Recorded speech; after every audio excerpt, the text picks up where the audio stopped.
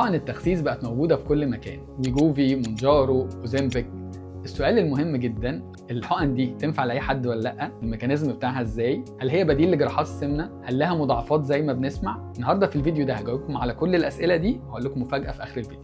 نيجي للطريقه بتاعه الشغل او الميكانيزم بتاع الحقن دي. كلهم مشتركين في ماده فعاله اسمها GLP-1. ده هرمون ظريف جدا بيخش الجسم متنكر على هيئه هرمون الشبع، بيروح للمخ يقول له انت مش جعان فيديني احساس دايما ان انا شبعان، يروح على المعده والامعاء يبطئ الحركه بتاعتهم فيديني دايما احساس بالامتلاء، وكمان يروح على البنكرياس ويخليه دايما يعمل ايه، يطلع انسولين فيحسن مقاومه الانسولين. فكل الحاجات دي تديك احساس بالشبع. اللي زياده عنهم شويه المونجارو، فيها ماده اسمها GIP. دي بتعمل ايه؟ بتشتغل على الخلايا الدهنيه وتعلي معدل الحرق اللي في الجسم، فهي اقوى شويه. يبقى السؤال المهم بقى اللي الناس هتقوله حالا، يلا بينا كلنا حقن، ما ده الحل السحري اللي نقدر كلنا نعمله؟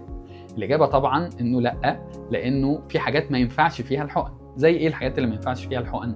أولاً لو مؤشر الكتلة بتاعك عالي جداً، يعني لو أنا وزني 110 120 وعايز أنزل أبقى 70 كيلو، الحقن مش هتبقى اختيار مناسب. النقطة الثانية، لو عندي مشاكل في الغدة الدرقية، ونقصد هنا بالغدة الدرقية مش الكسل، نقصد بالغدة الدرقية إن في حبيبات أو نتوءات موجودة في الغدة الدرقية، أو هيستوري لكانسر في الغدة الدرقية أو البنكرياس بعد الشر على الناس كلها. الحالات دي كلها مش انسب اختيار ليها انها تاخد الحقن. طب الحقن دي بتنزل وزن قد ايه؟ الحقن دي بتنزل 10 ل 15% من الوزن بتاعك. المشكله مش في كده، ان 50% من الناس بيحافظ على الوزن ده، 50% بيرجع تاني. 50%، ايوه، ليه 50%؟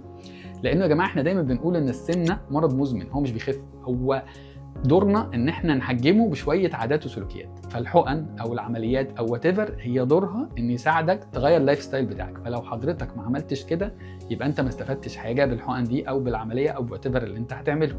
نيجي نقطه بقى تانية مهمه لازم تاخد بالك منها. في حاجات بتحصل بتخلي تاثير الحقن دي قليل. زي ايه؟ ان بقى موجود نسبه كبيره جدا في الماركت من حاجات جينيريك مش البراند. يعني بيجي لي المريض يقول لي انا عايز اعمل عمليه عشان انا جربت المونجارو وما ادتنيش نتيجه.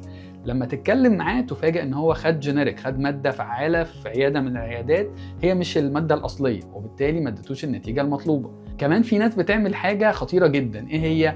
انا صاحبي او صاحبتي خدت المونجارو بجرعه كذا فانا هاخد انا كمان، من غير اي اشراف طبي، وتكون النتيجه طبعا مضاعفات ومشاكل زي ما سمعنا كتير على السوشيال ميديا. ومن هنا لما لقيت الناس بتاخد الجرعات مش مظبوطه وبدون اشراف طبي وساعات الحقن بتبقى مش اصليه، قررت ان انا اوفر في العياده الحقن دي ضمن بروتوكول كامل زي ما عملناه في جراحات السمنه عملناه بالنسبه للحقن.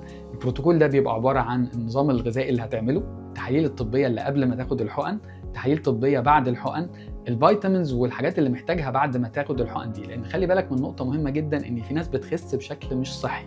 احنا دورنا ان احنا نخلي عضلات الوش كويسه، نحافظ على الشعر، نحافظ على العناصر الغذائيه والفيتامينز موجوده.